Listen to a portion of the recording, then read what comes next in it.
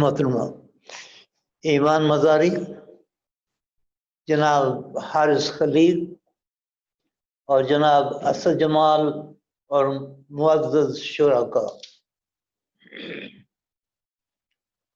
اسلام آباد policy institute IPI کی جانب سے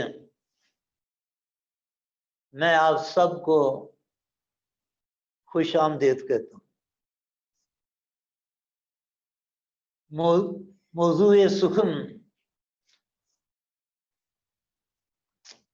پنجاب اسمبلی سے گزشتہ ہفتے میں پاس ہونے والا وہ متنازع بل ہے جو تحفظ بنیاد اسلام کے نام سے موسوم کیا گیا۔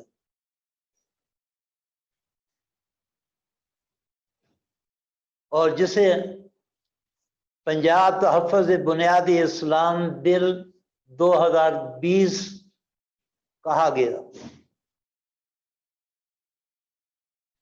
پنجاب اسمبلی نے اس بل کو پاس کرنے کے بعد گورنر پنجاب کو اس کی توثیق کے لیے بھجوا دیا۔ جیسا کہ آپ جانتے ہیں کہ عوامی حلقوں میں رد عمل ہونے کی بنا پہ گورنر پنجاب نے اسے دوبارہ صوبائی مقننہ کو مزید غور و خوض اور اتفاق رائے پیدا کرنے کے لیے بھجوا دیا۔ یہ ایک نہایت ہی متنازع بل ہے۔ اس سے نہ صرف فرقہ واریت کو ہوا ملتی ہے، بلکہ میں سمجھتا ہوں کہ یہ بل مذہبی اور فکری آزادی کو بھی سلب کر دے گا۔ مجھے تو اس سے مذہبی اقلیتوں کے بھی متاثر ہونے کا خدشہ ہے۔ اس بل کے لانے کے محرکات و مقاصد کیا ہیں؟ یہ بات سمجھ سے بالاتر ہے، کیونکہ ملک میں پہلے ہی سے مسالت، فرقہ واریت اور دہشت گردی کو روکنے کے لیے اور اس پر قابو پانے کے لیے قوانین و ضوابط موجود ہیں۔ مثال کے طور پر PPC کا سیکشن 298A اور انسداد دہشت گردی کا سیکشن 8 اور اس کے علاوہ دیگر ملکی قوانین و ضوابط بھی۔ اس صورتحال سے تو یہی ظاہر ہوتا ہے کہ اس بل کے لانے والوں اور اس کے حامیوں کا مقصد صرف اور صرف یہی ہو سکتا ہے کہ اس بل کے ذریعے اسے قانونی صورت دینے سے مذہبی دائیں بازو کی قوتوں کو تقویت پہنچائی جا سکے۔ لیکن ہمیں یہ یاد رکھنا چاہیے کہ اگر یہ بل قانون کی صورت اختیار کر لیتا ہے اور نافذ العمل ہو جاتا ہے تو اس کے نتائج نہایت ہی سنگین تر ہوں گے۔ یعنی فرقہ واریت اور انتہا پسندی کے فروغ پر یہ معاملہ منتج ہوگا۔ اور ان حالات میں ہمارا ملک ایسے मसाइल का मुतहम्मिल नहीं हो सकता। इन मुशाहिदात के साथ आज के इस वेबिनार में शरीक कानून के माहिरीन और इंसानी हकूक के लिए सरगर्म अमल अफराद से गुजारिश करूंगा कि वो पंजाब असेंबली के इस पास करदा बिल तहफ़्फ़ुज़ बुनियादी इस्लाम बिल 2020 का जायजा लें और इसे वाज़ेह करें ताकि हम जान सकें कि इस बिल की दफाआत क्या हैं और इन दफाआत का असर सोसाइटी के ऊपर क्या होगा, इसकी इम्प्लीकेशन सोसाइटी के लिए क्या होंगे। मुझे तो ऐसा महसूस होता है जैसे कानून साजी की राह में ये एक पहली रुकावट आ गई और इस वक्त का तकाजा भी यही है कि एक मुस्तकिल दबाव रखने की हमें जरूरत है ताकि कम से कम इस मुतनाज़िया बिल के अंदर जितनी भी दफात ऐसी हैं जो मुतनाज़े हैं वो इस बिल से खत्म कर दी जाए। इस वेबिनार में शिरकत पर मैं आप सबका तहे दिल से शुक्रगुजार हूं। उम्मीद है कि आज की ये बहस हम सब के लिए नहायत ही सूदमंद साबित होगी। शुक्रिया। अब मैं गुजारिश करूंगा मोहतरमा ईमान हाजिर मिज़ारी से कि वो आपसे मुखातिब। बहुत शुक्रिया बुखारी साहब। अस्सलाम वालेकुम। ये bill directorate general public relations को सवाबदीदा और वसी इख्तियार देता है जिसके ज़रिए DGPR किसी भी छापा खाने, अशात घर या किताबों की दुकान का मुलायजा और मुआयना कर सके और किसी भी किताब को ज़ब्त कर सकता है किताब छपने से पहले या उसके बाद। मैं सबसे पहले असद जमाल साहब के पास जाना चाहूँगी। असद जमाल साहब, मैं चाहूँगी कि आप इसकी प्रोविजन से लोगों को अगर आगाह कर सके, खासकर वो प्रोविजंस जो कि आइन के बुनियादी हकूक के बरक्स हैं। शुक्रिया आपका इस गुफ्तगू में हिस्सा लेने के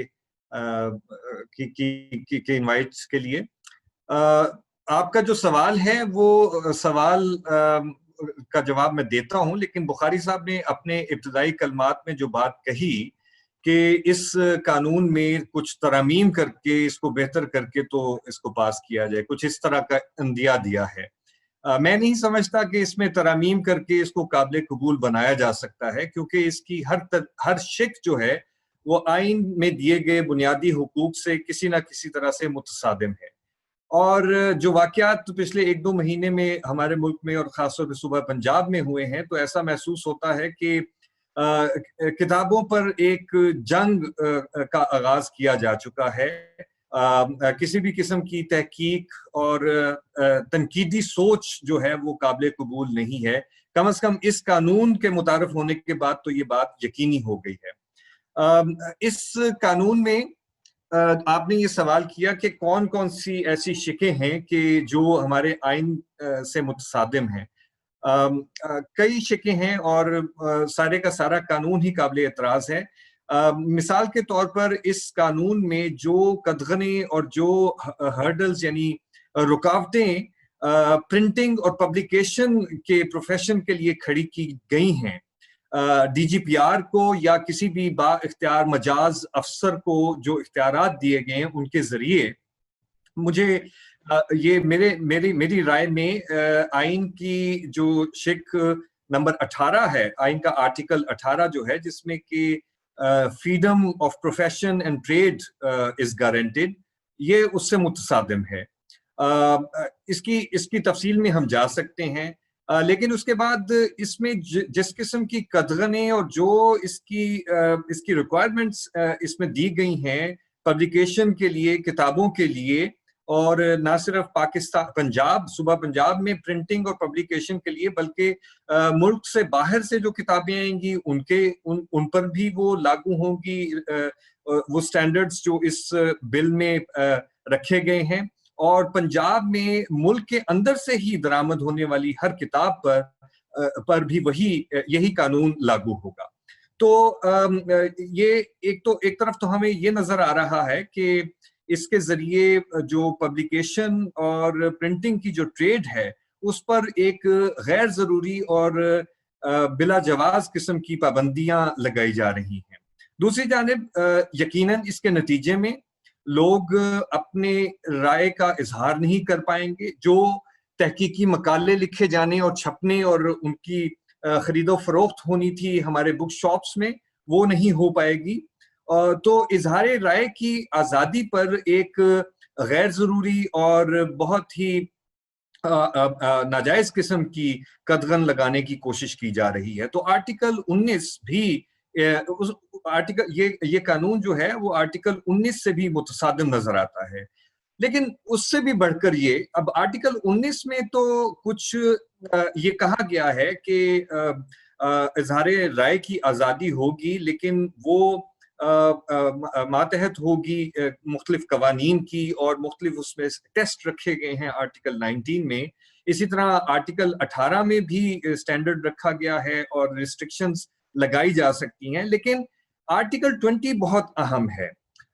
ایسا نہیں کہ آرٹیکل 18 یا 19 کم اہم ہے، لیکن یہ کہ اس میں کوئی گنجائش ہے، اسٹیٹ کے پاس کچھ جگہ موجود ہے، گنجائش ہے کہ وہ کچھ قدغنیں تو لگا سکتی ہیں جائز قسم کی، جو جمہوری روایات کو فروغ دے سکیں۔ لیکن آرٹیکل 20 میں ریلیجس یعنی فریڈم ٹو پروفیس ریلیجن، مذہب کو اختیار کرنے کی اور مذہب کی پریکٹس کی جو آزادی ہے اس پر تو کوئی قدغن قطعی طور پر نہیں لگائی جا سکتی۔ کم از کم ہمارے آئین کے شک نمبر 20 میں تو کوئی ایسی بات نہیں کی گئی کہ کوئی شخص جو ہے اگر اسلام کو ماننے والا ہے تو وہ ایک بالکل خاص قسم کے طریقے سے ہی مان سکتا ہے، اس کے علاوہ نہیں مان سکتا، ایسی بات تو نہیں ہے۔ یا اگر کوئی کرسچن ہے تو کرسچینٹی کو پریکٹس کرنے میں یا کرسچینٹی کی تبلیغ کرنے پر کوئی پابندیاں لگائی جا سکتی ہیں، وہ بھی نہیں ہے۔ تو یہ جو بل ہے یہ 3 بہت اہم بنیادی حقوق ہیں، ان سے براہ راست متصادم نظر آ رہا ہے۔ اس کے علاوہ بھی بہت سی اور مسائل ہیں آئین کے حوالے سے بھی، اور عمومی جو ہم نے پچھلی 2 3 4 صدیوں میں بین الاقوامی سطح پر جو بین الاقوامی حقوق کے جو معیار قائم کیے ہیں ان سے براہ راست متصادم ہے۔ تو مختصراً تو یہ کہا جا سکتا ہے۔ میرا سوال تھا کہ اس بل کو تیار کرنے کے پروسیس میں جو متعلقین تھے ان کی رائے اس میں نہیں لی گئی، چاہے وہ رائٹرز تھے، پبلشرز تھے، اساتذہ تھے۔ تو کیا آپ کے خیال میں اس کی تیاری کا جو طریقہ کار ہے وہ پاکستان کے ناقص جمہوری نظام کی عکاسی ہے؟ جی بہت بہت شکریہ۔ میرا یہ خیال ہے کہ پاکستان میں جمہوری نظام نہیں ہے، کوئی ناقص اس میں کوئی نقص کا مسئلہ نہیں ہے۔ پاکستان میں اس وقت جمہوری نظام نہیں ہے، پاکستان میں ایک سیاسی حکومت سامنے آپ کو ضرور نظر آتی ہے، مگر یہ نظام جمہوری کسی طور سے نہیں ہے۔ کسی بھی کوئی بھی ایسے انڈیکیٹرز جن پہ جو جمہوریت کے انڈیکیٹرز ہوں وہ پاکستان میں پورے نہیں ہوتے، ایک بات۔ دوسری بات یہ کہ اگر یہ کر لی جاتی، ظاہر ہے کہ جو تحقیق ہے، نہیں آپ نے جو کہا کنسلٹیشن جو ہے، اگر لوگوں سے گفتگو ہوتی، اگر ان سے پوچھا جاتا کہ ان کی کیا رائے ہے، تو یہ قانون بن ہی نہیں سکتا تھا۔ چونکہ ظاہر ہے کہ پاکستان ایک کثیر یعنی فرقے بھی ہمارے بہت سارے ہیں اور مذاہب بھی ہمارے ہاں بہت سے پریکٹس ہوتے ہیں، تو اگر آپ لوگوں سے پوچھتے یا اگر آپ رائٹرز سے یا پرنٹرز پبلشرز سے مشورہ کرتے تو یہ قانون بنایا ہی نہیں جا سکتا تھا۔ تو یہ ایک طرح سے بیک چینل، بیک ڈور سے آیا، اور یہ آپ وفاقی سطح پہ بھی ہوتا ہوا دیکھتے ہیں اور پنجاب میں بھی ہوتا ہوا دیکھتے ہیں، اور یہ ایسی ان تمام صوبوں میں ہوتا ہوا دیکھتے ہیں جہاں اس وقت انکمبنٹ پارٹی کی حکومت ہے۔ تو یہ پورا ایک پیٹرن ہے۔ آپ یہ دیکھیں کہ جب یہ کووڈ پینڈیمک سے डील करने के लिए हुकूमत ने जो इकदाम किए उसमें कौन सी पार्लियामेंट्री ओवरसाइट थी, या उसमें कौन से जो डिसीजन, यानी जब आपने NCOC national command and operation centre बनाया है तो उस वक्त आपने तो कैबिनेट से भी अप्रूवल नहीं ली। तो ये तो बिल्कुल पाकिस्तान में इसका इस वक्त जो सूरत हाल है वो बिल्कुल जमहूरी तकाजे पूरे नहीं हो रहे, और मेरा ख्याल है कि उसका आपने बिल्कुल ठीक कहा, बिल्कुल सही नतीजे पे आप पहुंची हैं कि उसका अक्स इस बिल में भी नजर आता है। मगर ये जो बिल है ये कहीं ज्यादा इसके जो नताइज हैं वो देरपा और शदीद मनफी होंगे। एक आध को इदारा बनाना, एक किसी पेंडेमिक से डील करना, वो गलत तरीके से बना, सही तरीके से बना, इज अ स्मॉलर इशू। ये जो बिल है ये बिल्कुल उसी तरह का काम पाकिस्तान में किया जा रहा है कि जिस तरह से 1979 में और फिर 85 में ज़ियाउल हक ने 2 काम किए थे। मुझे याद आता है कि जो आपके जो खवातीन और गैर मुस्लिम अकलियतें, उनके खिलाफ जो कानून साजी ज़ियाउल हक के जमाने में हुई, उसके नताइज हम आज भुगत रहे हैं। हम सब, मैं और असद और हमारे हम उम्र जो लोग हैं वो sons and daughters of general Zia हैं। तो हमारे ही साथ के लोग इस वक्त मुल्क में इख्तिदार में हैं, जो जिनकी उम्रें हमसे कुछ चंद साल ज्यादा होंगी। तो ये सब उसका ही आप देख रहे हैं, उसी का नतीजा आप देख रहे हैं कि जिस तरह की उस जमाने में कानून साजी हुई, जैसी जहनों को तश्कील दिया गया, निसाब को मैनिपुलेट करके या खराब करके, बिल्कुल वही अब आप होता हुआ देखते हैं। 2 बातें देखें, 19 आपने बात की असद ने के आर्टिकल 20 में ये लिखा हुआ है कि हर एक को मजहब को प्रैक्टिस करने की और प्रोफेस करने की इजाजत होगी। ये जरूर लिखा हुआ है, लेकिन मैं याद दहानी कराऊं कि 1949 में 1949 में करारदाद मकासद पास हुई थी और उसमें ये लिखा हुआ था जो आर्टिकल 20 में लिखा हुआ है। लेकिन 1985 में जनरल ज़ियाउल हक ने ऑब्जेक्टिव रेजोल्यूशन को जब प्रीएम्बल के साथ साथ substantive part of the constitution बनाया, उसको अडेंडम बनाया, तो उस वक्त उन्होंने काम ये किया कि उसमें से जो फ्रीली का लफ्ज था प्रैक्टिस के साथ नॉन मुस्लिम्स के लिए पाकिस्तान में, वो फ्रीली का लफ्ज हज़फ कर दिया। तो पाकिस्तान के आइन में जो ऑब्जेक्टिव रेजोल्यूशन में फ्रीली प्रैक्टिस प्रोफेस का जहां तस्करा होता है, जो substantive part of the constitution है, उसमें लफ्ज फ्रीली नहीं है। तो ये एक सिलसिला है पाकिस्तान में, एक तरह से एक खास सोच को परवान चढ़ाने का भी, और साथ साथ एक सिंगल नैरेटिव की बुनियाद पर लोगों को कंट्रोल करने का एक सिलसिला है। तो ये उसी सिलसिले की एक कड़ी है। और ये भी समझना बहुत जरूरी है कि इसमें जो बाज यानी दफात शामिल हैं वो निहायत मज़क्का खेज हैं, नाकाबिले अमल हैं। आप उसका नतीजा महज पाकिस्तान में छपने वाली जो निसाबी कुतुब या दीगर किताबें जो हैं उनका मसला उन तक महदूद नहीं है, बल्कि अगर आप हार्वर्ड यूनिवर्सिटी प्रेस से या ऑक्सफोर्ड यूनिवर्सिटी प्रेस से किताब इंपोर्ट करते हैं, चूंकि हमारे यहाँ तो नॉलेज जनरेट होती नहीं है, हम बाहर से किताबें मंगा के पढ़ते हैं और हायर एजुकेशन में भी पढ़ते हैं या अपनी तालीम के लिए भी बाहर की किताबें पढ़ते हैं, तो उनमें अगर प्रॉफिट ऑफ इस्लाम के साथ अरबी में सल्लल्लाहु अलैहि वसल्लम नहीं लिखा हुआ और अगर किसी ने पीस भी अपॉन हिम लिख दिया है, तो वो किताब भी पंजाब में जो है वो दस्तयाब नहीं होगी, क्योंकि आप उसके अगर शिकों को जब इंटरप्रेट करेंगे तो इसी तरह। फिर जब आप हुजूर सल्लल्लाहु अलैहि वसल्लम का नाम लिखें तो उससे पहले खातिमुन नबीयीन लिखें, और किसके साथ कौन सा सैल्यूटेशन इस्तेमाल करें, यानी किसको आप अलैहिस्सलाम लिखें और किसको आप रज़ी अल्लाह ताला अन्हो लिखें। तो ये तो इस किस्म की तो मतलब ऐसी चीजें हैं कि जो मुमकिन ही नहीं है। और फिर अगर इसकी बुनियाद पे हम चलें तो मौलाना अबुल कलाम आजाद और मौलाना अबुल आला मौदूदी की तहरीरों को भी आप जो है वो अब एडिट करेंगे और सेंसर करेंगे। तो खैर अबुल कलाम आजाद तो पाकिस्तान में उनका तो कोई जिक्र फिक्र नहीं होता, लेकिन चले मौदूदी साहब तो लोगों के आसाब पे छाए हुए हैं, तो उनके साथ आप क्या करेंगे। तो बुनियादी तौर पे ये इसके नाकाबिले अमल होना भी इसमें एक बहुत बड़ी इसका एक हिस्सा है। और मैं लंबी बात मैंने की, मुख्तसरन मैं अर्ज करूं कि ये एक पॉलिटिकल एजेंडा है, ये कोई मजहबी एजेंडा के तहत नहीं आया है, ये पॉलिटिकल एजेंडा है। जब हम ये देखते हैं कि मुआविया आजम तारिक साहब के जो साहबजादे हैं, जो पंजाब असेंबली के MP हैं, वो बिल की कॉपी लेके अपने वालिद की और वालिद के साथियों की कब्र पे जाके फातिहा खानी करते हैं और बिल की कॉपी रखते हैं वहां, और उसका वीडियो बाकायदा जारी होता है। तो ये जाहिर है। और फिर उसमें जो पंजाब असेंबली के स्पीकर हैं वो 2023 के या जब भी उससे पहले या 2023 जब भी इंतखाबात हों उसकी तैयारी में मसरूफ हैं, और उनको ये लगता है कि PMLQ जो है वो पंजाब में कोई 15 से 20% का जो एक अल्ट्रा राइट का वोट है वो उसको कल्टीवेट करने का एक सिलसिला है। तो मैं समझता हूँ कि ये बहुत परेशान कुन और यानी नाकाबिले मैं समझता हूँ माफी काम है जो पंजाब असेंबली ने किया है, और इसमें अफसोस इस बात का है कि तमाम जमातों के जो MPAs हैं वो शामिल हैं, और ये बहुत एक परेशान कुन बात है कि ये दीन को, मजहब को अपने सियासी यानी मुख्तसर मुद्दती शॉर्ट टर्म सियासी मकासद के लिए इस्तेमाल करने के अलावा कुछ भी नहीं। शहरियार साहब की तरफ जो कि एक पॉलिटिकल एक्टिविस्ट है, उनके कमेंट्स इस पर लेने के लिए। जी अस्सलाम वालेकुम, thank you for your time and due consideration. देखिए इस पे ना अभी बहुत अच्छे पॉइंट्स कुछ उठाए हैं अभी हमारे दोस्त से पहले बात कर रहे थे। देखिए मैं आपको इन्होंने कहा की कवर पे आजम तारिक की कवर के ऊपर गए हैं। आजम तारिक कौन है इसको नहीं भूलिएगा। आजम तारिक सिपा सहाबा के लीडर है जिनका एक ही एजेंडा था जो कि वो बारहा स्पीचेस में और एक खास उसमें करते थे, और वो कहते थे कि मैंने यहाँ से शिव को काफिर डिक्लेयर करना है।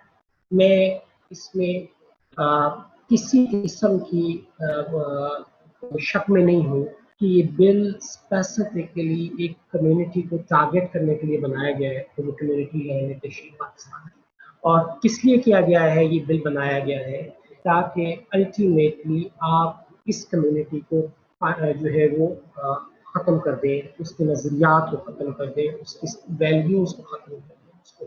इसमें मैं बहुत सारी मतलब मैं आपको ये आप हमारे पहले स्पीकर थे, इन्होंने बिल्कुल सही बात की कि ये क्या नाम है अपना इसका कोई part, not a single part is acceptable. This bill is wholly solely in entirety it's condemnable। ये किसी सूरत जो है वो काबिल कबूल नहीं है। इसका किसी कोई चीज जो है वो इसकी जो है वो सिवाय फितना, शर्मंगेजी और उसके अलावा कुछ नहीं है। Let me give you an example. मतलब ये किस कदर इसके अंदर लैंग्वेज किस कदर वेग इस्तेमाल की गई है, और ये आई कैन अश्योर यू कि जो वेग लैंग्वेज इस्तेमाल की गई है ये इसलिए की गई है कि बाद में जो है वो टारगेट किया जा सके। Let me give you an example. मैं आपको एक बहुत अच्छी सी एग्जांपल देता हूँ। कहते हैं जनाब कि इसके जो है वो सेक्शन जो है पार्ट 3 का सेक्शन इसमें F, इसका लिखते हैं कि एनी मटेरियल प्रिंटेड और graphic that defames, criticize, bring into ridicule और डिसरिप्यूट अल्लाह सुब्हानहू व तआला, द लास्ट प्रॉफिट एंड आगे सो एंड सो। अब मुझे बताइए कि इसका क्या मतलब है। मतलब ये है कि अगर मैं कल को कहता हूँ कि फलाने शख्स का बेटा इमाम हुसैन का कातिल है, क्या मैं उसको डिस्ट्रीब्यूट में लेके आ रहा हूँ? क्या ये तारीखी फैक्ट नहीं है? क्या मैं अगर इमरान खान साहब प्राइम मिनिस्टर हैं, वो कल को खड़े होकर कहते हैं कि जंगे ओहद के अंदर कुछ असहाब जो हैं जिनको रसूल खुदा ने पहाड़ी के ऊपर खड़ा किया था और वो पहाड़ी को छोड़ के माले गनीमत को इकट्ठा करने के लिए जो है वो चले गए थे और रसूल खुदा को उन्होंने नहीं सुना। तो ये तारीखी फैक्ट है जो शिया सुन्नी हर मकतबा फिक्र की किताब में आया। अब मैं इस वाक़े को अगर किसी किताब में लिखता हूँ तो इसका क्या मतलब है कि मैंने उनको डिफेम कर दिया, यानी मैंने उनको डिस्ट्रीब्यूट कर दिया है। इसके ऊपर मुझे सजा भी होगी, इसके ऊपर मुझ पर तौहीन भी लगेगी। दूसरी बात ये कि आप यहाँ पर लेके आ रहे हैं कि जनाब आपने जो है वो प्रॉफिट की 4 बेटियां, भाई मैं शिया हूँ, मैं नहीं मानता हूँ 4 बेटियों को। आप मुझे कैसे मना सकते हैं कि मैं प्रॉफिट की 4 बेटियों को मान लूँ? This is not my belief यार।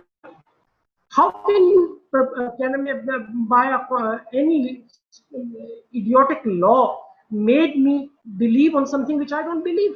मैं अपने बच्चे को नहीं सिखा सकता। ये सहाबा की तारीफ मेरे नजदीक कुछ और है, बरेलवी मकतबा फिक्र के नजदीक कुछ और है, देवबंदी मकतबा फिक्र के नजदीक कुछ और है, अहले हदीस के मकतबा फिक्र के नजदीक कुछ और है। आप कौन से सहाबा की तारीफ को एक्सेप्ट करेंगे? आपने लिख दिया कि जनाब हर एक को करना।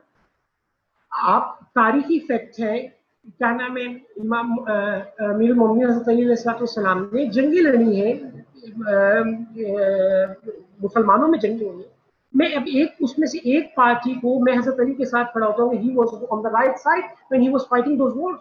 मैं जब इधर ये कहता हूँ तो क्या मैं दूसरी को क्या ना मैं अपना कैसे कह सकता हूँ कि नहीं जी ना वो भी राइट थे, अगर मैं उसको राइट नहीं कह रहा हूँ तो आपको कह रहे हैं कि जनाब मैंने तो डिसरिप्यूट कर दिया, उनको डिफेम कर दिया मैंने उन्हें। अगर दो शख्स लोगों के दरमियान झगड़ा हो रहा है और दो लोगों के दरमियान झगड़ा होने के ऊपर मैं यही कहूंगा ना कि क्या नाम है एक राइट था और एक रॉन्ग था, लेकिन ये कानून तो मुझे कह रहा है कि नहीं जनाब आप तो डिफेम कर देंगे, यानी कि मैं कोई फैक्ट तारीखी आप फैक्ट्स को उड़ाना चाह रहे हैं, क्या अजीब मतलब मजाक है, इस तरीके से क्या होता है। अच्छा फिर कहते हैं कि जनाब इसमें जो है वो कोई भी पाकिस्तान की स्टेट के खिलाफ बात नहीं चाहिए। पाकिस्तान की स्टेट के खिलाफ बात, मैं पाकिस्तानी हूँ, मुझसे ज्यादा आप मुझे बताएंगे कि मैं क्या पाकिस्तान की स्टेट के खिलाफ है, आपकी क्या है वो पाकिस्तान की स्टेट के खिलाफ, उसकी क्या बेस क्या है कि ये पाकिस्तान की स्टेट के खिलाफ बात है और ये पाकिस्तान की स्टेट के खिलाफ बात नहीं, उसके पैरामीटर्स क्या हैं। यानी कि हर जो ऑफिसर DGPR आएगा वो हर शख्स की अपनी डेफिनेशन होगी, उस डेफिनेशन के मुताबिक करेगा। दुनिया में कौन सा कानून बनता है जिसके अंदर रेमेडी प्रोसेस नहीं होता कि अगर खुदा ना खास्ता ये अगर एक शख्स जो है एक मतलब आपका निज़ाम अदल ये कहता है कि आपके एक कोर्ट से अगर आपके खिलाफ फैसला आ जाए, आपके पास रेमेडी के लिए सेकंड कोर्ट है, हायर कोर्ट है, आपके पास उसके बाद सुप्रीम कोर्ट है, इस कानून में तो कोई रेमेडी भी नहीं बताई गई।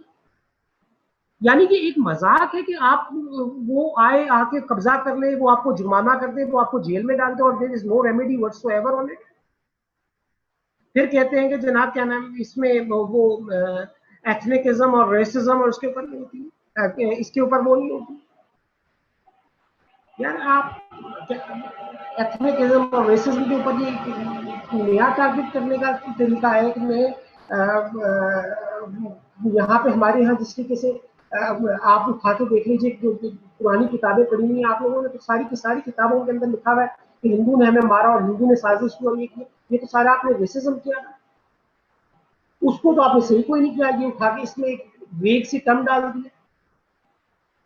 थैंक यू मोहसिन शहरयार साहब, आपने बहुत अहम नुक्ते उठाए हैं। क्योंकि आपने पैरामीटर्स की बात की है, मैं असद जमाल साहब के पास वापस जाना चाहूँगी इसे कानूनी नज़र से देखने के लिए कि क्या किसी भी प्रोविंशियल असेंबली के पास ये इख्तियार है कि वो इस तरह के पावर्स दें, जिसे हम कहते हैं कि एक्सेसिव डेलीगेटेड पावर्स दें एक ब्यूरोक्रेट को। इस पर अगर आप हमें थोड़ा सा आगाह कर सकें।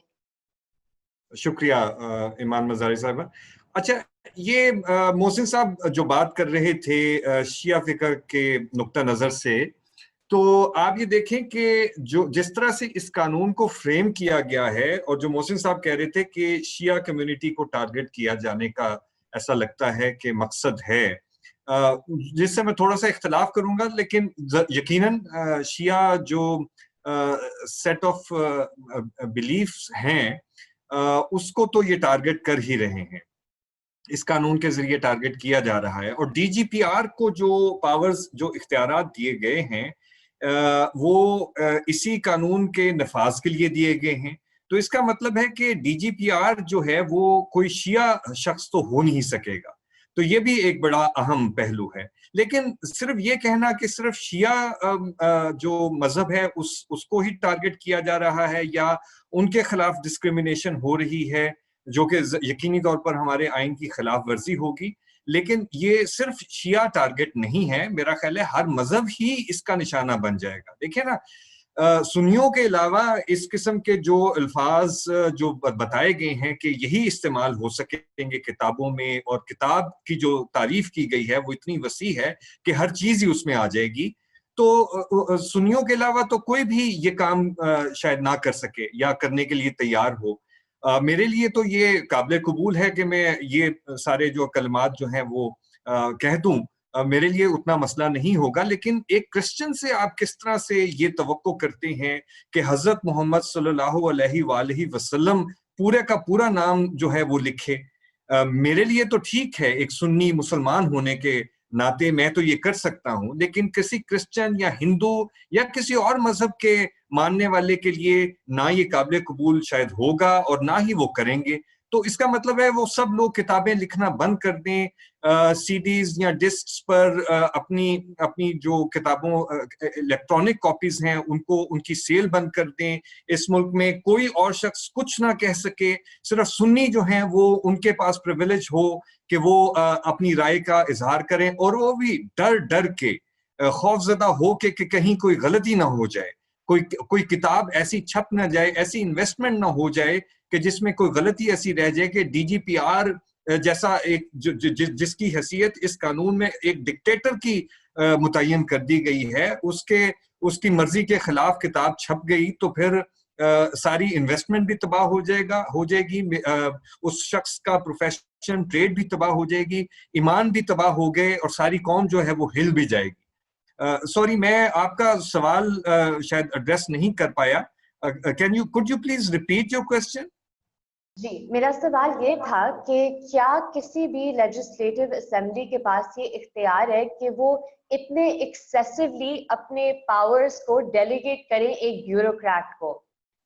دیکھیں, یہ ایک تو یہ کہ یہ اصول ہے بنیادی ہماری جورسڈکشن میں کہ جو قانون ساز اسمبلیاں ہیں, جو پارلیمنٹ ہے, وہ ایکسیسو ڈیلیگیشن نہیں کر سکتی اختیارات کی. وہ ایک عمومی اصول ہے, اور یقیناً میرا خیال ہے یہ ایک دلیل ہو سکتی ہے, ایک آرگیومنٹ ہو سکتا ہے اس قانون کے خلاف. آپ جو سوال کر رہی ہیں وہ ٹھیک ہے, میرا خیال ہے ایک ویلڈ کامنٹ, ویلڈ آرگیومنٹ ہوگا کہ اس میں ایکسیسو ڈیلیگیشن کر دی گئی ہے. لیکن ایکسیسو ڈیلیگیشن تو اپنی جگہ پر ہے, یہ اختیارات کی نوعیت کیا ہے, اور پھر یہ کہ DGPR یا کسی مجاز افسر کو جو اختیار دیے گئے ہیں کہ وہ کتابوں پرنٹنگ پریس پر جا کے چھاپا مار سکتا ہے, اور وہاں پر جو سامان پڑا ہوا ہے, کتابیں پڑی ہوئی ہیں, اکاؤنٹ بکس تک جو پڑی ہوئی ہیں ان کو اپنے قبضے میں لے سکتا ہے, کانفiscate کر سکتا ہے. تو یہ سرچ اینڈ سیزر کی جو پاور DGPR یا کسی اور مجاز افسر کو دی جا رہی ہے, اس کی کوئی جائز دلیل نہیں بنتی. تو یہ اور آربیٹری اس کا استعمال ہوگا, اس کا استعمال ناجائز ہی ہو سکتا ہے. اس قانون کا اور ان اختیارات کو جو سرکاری افسروں کو دیے گئے ہیں وہ ناجائز ہی استعمال ہو سکتے ہیں. اینٹی کرپشن کا جو نعرہ لگا کے یہ حکومت آئی ہوئی ہے, اور پنجاب کے صوبے میں بھی PTI کی میجورٹی ہے, تو بات یہ ہے کہ کیا وہ اس قسم کے قوانین بنا کے اور سرکاری افسروں کو اس طرح کی بیجا اور ناجائز قسم کے اختیارات دے کے کرپشن کا بازار گرم کرنے کی ایک نئی راہ کھولنے کے لیے تیار ہیں وہ؟ بالکل. اور ابھی بس تھوڑی دیر پہلے حارث خلیق صاحب نے بات کی کہ یہ ایک پیٹرن ہے تھاٹ کنٹرول کا جو کہ پاکستان میں اس وقت پریولنٹ ہے. تو حارث خلیق صاحب, میں آپ سے پوچھنا چاہتی ہوں کہ پاکستان میں بہت فریکوینٹ ہیومن رائٹس وائلیشنز ہوتی ہیں, انسانی حقوق کی خلاف ورزیاں, اور اگر ہم دیکھیں تو یہ مائنورٹیز کے خلاف بھی ہو رہی ہیں, انفورسڈ ڈسپیئرنسز بھی پریولنٹ ہے پاکستان میں. تو آپ کی نظر میں بحیثیت ایک معاشرہ, بحیثیت ایک حکومت, کون سے اقدامات ہیں جو فوری طور پر لیے جا سکتے ہیں ان چیزوں کا سامنا کرنے کے لیے, انہیں کاؤنٹر کرنے کے لیے؟ ایمان, اگر آپ اجازت دیں تو میں کچھ تھوڑی سی بات کو پیچھے لے جاؤں گا امیڈیٹ اقدامات کرنے سے پہلے. دیکھیں, یہ ایک گزارش میری یہ ہے کہ ہمیں پاکستان کی جو سیاسی نظام اور معاشی نظام اور ان کے نتیجے میں جس طرح کا سماج ہم نے ترتیب دیا ہے, اس کے بنیادی خد و خال کو نئے سرے سے دیکھنے کی ضرورت ہے, اور اس کو ریویو کرنے کی ضرورت ہے. اگر آپ ایک ریاست کا کوئی مذہب ہوگا تو, اور وہ مذہب کوئی ایک بہت بڑا مذہب ہوگا دنیا کا جس میں سینکڑوں فرقے ہوں یا درجنوں فرقے ہوں, تو اگر ریاست کا مذہب ہوگا تو پھر ریاست کے اس مذہب کا فرقہ بھی ہوگا, اور اگر اس مذہب کا کوئی فرقہ ہوگا, اس ریاست کے مذہب کا وہ جو فرقہ ہوگا, اس میں جو سب سیکٹس ہوتے ہیں, جو مسالک ہوتے ہیں, جو مکاتب فکر ہوتے ہیں, وہ بھی ہوگا.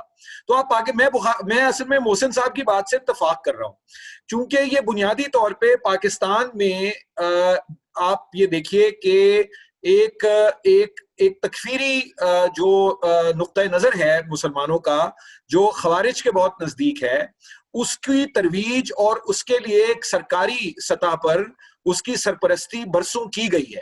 میں یہ نہیں کہہ رہا کہ آج بھی کی جا رہی ہے, اب تو ہم اثرات دیکھ رہے ہیں, اب تو ہم جو ہم نے بویا ہے وہ کاٹ رہے ہیں, لیکن وہ ترویج کی گئی ہے. تو پاکستان میں میں سمجھتا یہ ہوں کہ یہ بڑا ایک واضح قسم کی ایک ریاست ہے, اس کا ایک فرقہ ہے, اور پھر فرقے کا مزید ایک سب فرقہ ہے. چونکہ اہل سنت کے ہاں بھی تمام لوگ تو ایک ہی عقائد کے نہیں ہیں. جیسے میں نے پہلے عرض کیا کہ تو آپ کو بنیادی سوال کی طرف جانا پڑے گا کہ بے شک ہمارے یہ راشد مسعود صاحب بھی کراچی سے لائن پہ ہیں, ہمارے دوست رائٹر ہیں, ان سے میں ایک مرتبہ کہہ رہا تھا گفتگو میں, اور وہ میں دہرا رہا ہوں تو یہ تاکہ سند رہے, یہ اس وقت یہاں موجود ہیں, کہ دیکھیے پاکستان میں اسلام کو کوئی خطرہ نہیں ہے, کیونکہ 90% سے زیادہ لوگ اسلام کے ماننے والے ہیں. پاکستانی سماج ایک اسلامی سماج ہی رہے گا, لیکن اگر آپ ریاست کو ایک مذہبی ریاست بنائیں گے تو پھر یہی ہوگا. تو اس لیے ہمیں اس پہ مجھے اس پر ظاہر ہے کہ فطری طور پر اس پہ غم و غصے کا اظہار تو ہم سبھی لوگ کر رہے ہیں, مگر میرے لیے کوئی اچنبھے کی بات نہیں ہے, کوئی سرپرائز نہیں ہے یہ کہ جو اس طرح کا قانون بنا ہے, چونکہ ہم اسی سمت میں جا رہے ہیں. 1947 سے ایک تو پارٹیشن کا عمل 1947 میں ختم نہیں ہوا, پارٹیشن کا عمل 1947 میں شروع ہوا, تو وہ پارٹیشن مزید ہوتا جا رہا ہے, ہم مزید تقسیم ہوتے جا رہے ہیں, مزید ہم جو ہے وہ اپنی رد میں مصروف ہیں. جو ایک ساؤتھ ایشین سویلائزیشن یا انڈو گینجیٹک سویلائزیشن کا حصہ تھے, تو ہم نے تو گینجیز کو تو چھوڑے, ہم نے تو انڈس کو بھی رد کر دیا ہے. ہمارا کوئی مقامی ہیرو نہیں ہے, ہیرو بھی ہم ترکی سے ہیں اور وسطی ایشیا سے اور صلاح الدین ایوبی کو امپورٹ کرتے ہیں. تو ہمارا بڑا بنیادی آئیڈینٹی کا کرائسس ہے, اور اس میں مذہب اور پاکستانی ریاست کی جو خاص طرح کی ایک اس کی شکل بنی ہے ان کلونیل انسٹیٹیوشنز کی وجہ سے جو ہمیں ورثے میں ملے تھے, یعنی بیوروکریسی, جوڈیشری اور ملٹری.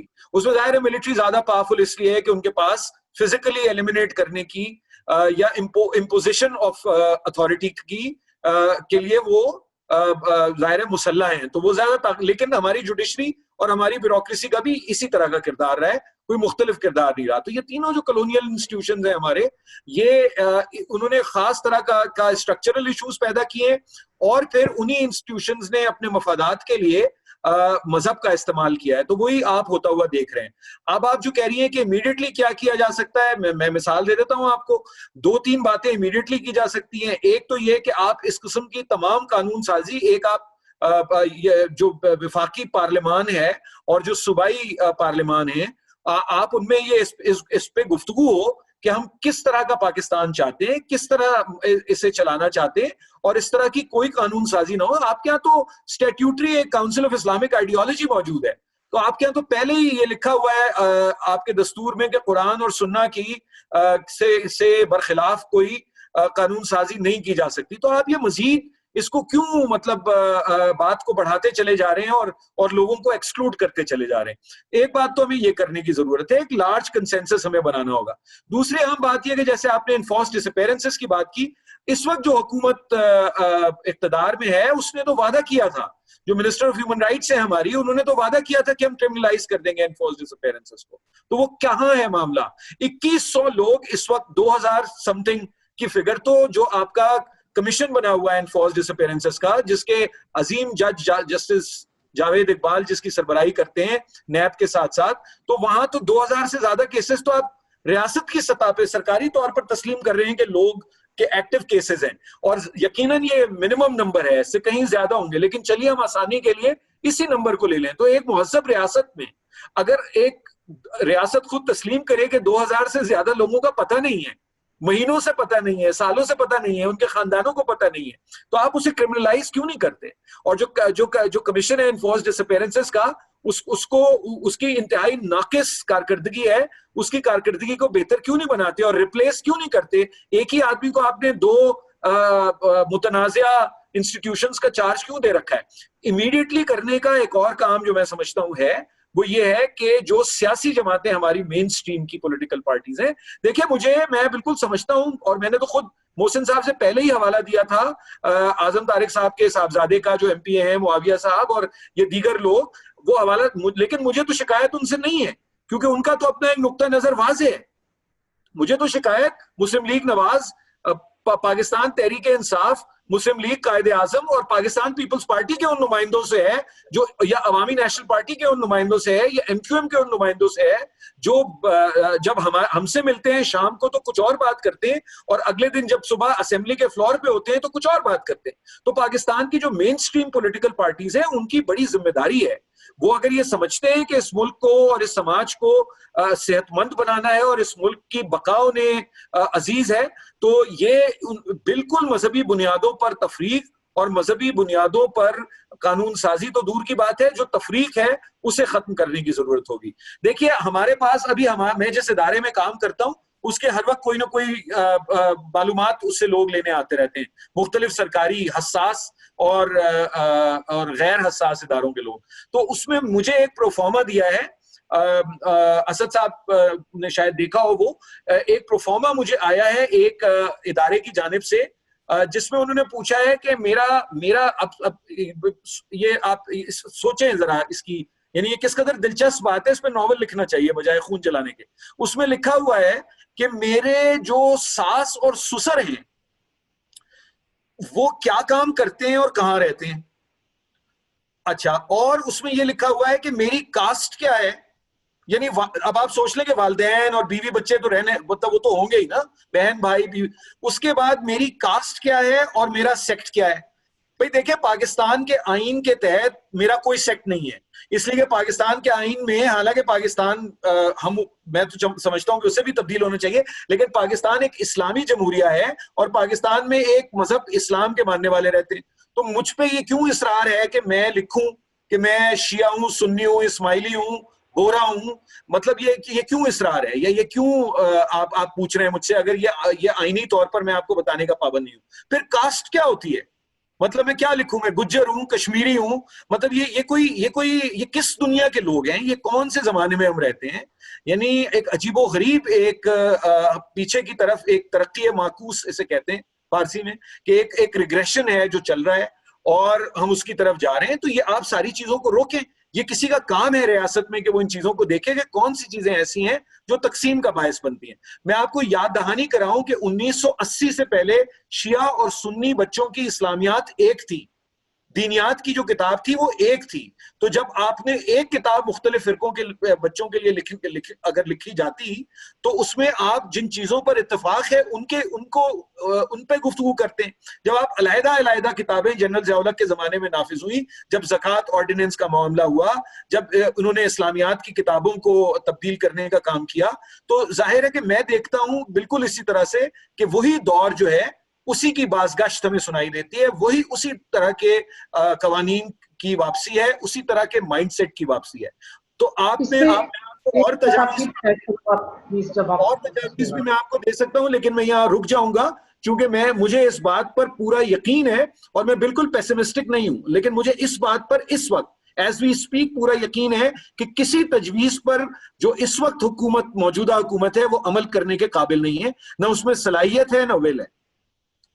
बहुत शुक्रिया हारिस खलीक साहब। हम जाएंगे अब राशिद मसूद साहब की तरफ, उन्होंने कमेंट्स देने हैं। जी, thank you Haris, thank you Iman. The only thing which I wanted to draw your attention and the attention of everybody through this forum, जैसे हारिस ने भी कहा कि जिन लोगों ने ये बिल पेश किया है उनका मतमई नज़र, उनका मैनिफेस्टो और उनकी सारी चीज़ें हम पे वाज़ेह हैं। उनका काम ही यही है कि जो उन्होंने कर दिया। टू बी वेरी ऑनेस्ट, मैं कल का डॉन देख रहा था, जो हारिस ने अभी बात की उसी से मुतालिक मैं बात करूँगा कि देखिए सोसाइटी में इस चीज़ की सीरियस हलकों की तरफ से मुखालफत नहीं हो रही है। PMLN के कोई बंदा खड़े होकर बात नहीं की। MQM वालों ने कराची में सिंध असेंबली में जो बिल पेश किया नबी पाक सल्लल्लाहु अलैहि वसल्लम के इस्लाम के पहले खातमुल अंबिया लगाने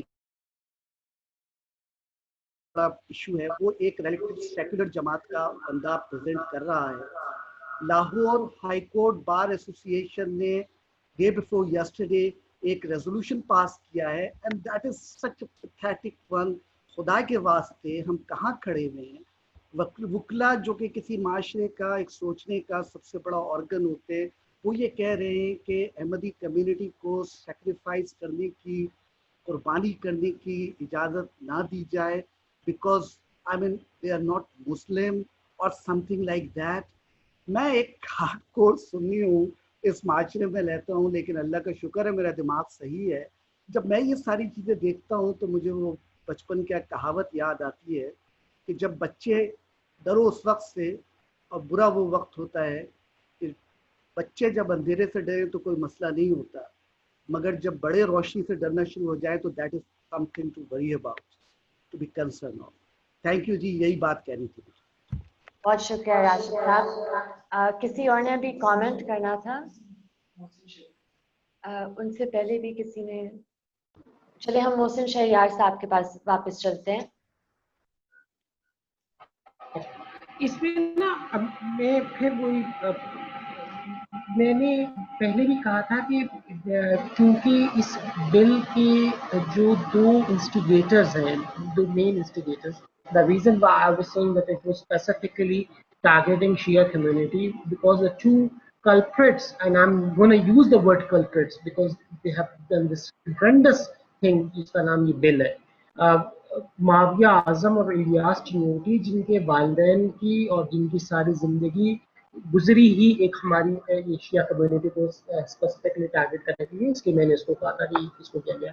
लेकिन मुझे कोई शक नहीं है कि ये बिल तमाम माइनॉरिटीज़ और इवन के अहले सुन्नत के भी मुख्तलिफ उसको टारगेट करेगा। मैंने पहले भी इसमें कहा था, इस बिल के अंदर जो मुख्तलिफ इसकी जो वेग लैंग्वेज रखी गई है, वो वेग लैंग्वेज रखने का मकसद ही यही है कि वक्त पड़ने पर जिसको चाहेंगे वो टारगेट करेंगे। मैं एग्जांपल फिर एक कोट करता हूँ कि सेक्शन 3 के अंदर इसका पार्ट है जी डी, सेक्शन इस बिल का सेक्शन 3 पार्ट डी है। उसमें वो कहता है any material that is likely to jeopardize or in prejudicial to ideology of Pakistan or the sovereignty, integrity and security of Pakistan। इसमें मुझे बताइए सिक्योरिटी ऑफ पाकिस्तान, इसमें मुझे बताइए कि जनाब आइडियोलॉजी ऑफ पाकिस्तान, मुझे बताइए कि क्या मैं अपना, मैं नहीं मानता, मैं हिंदू हूँ और मैं कहता हूँ कि जनाब मेरा जो है वो पाकिस्तान बनाने में भगवंत सिंह का भी बड़ा हाथ,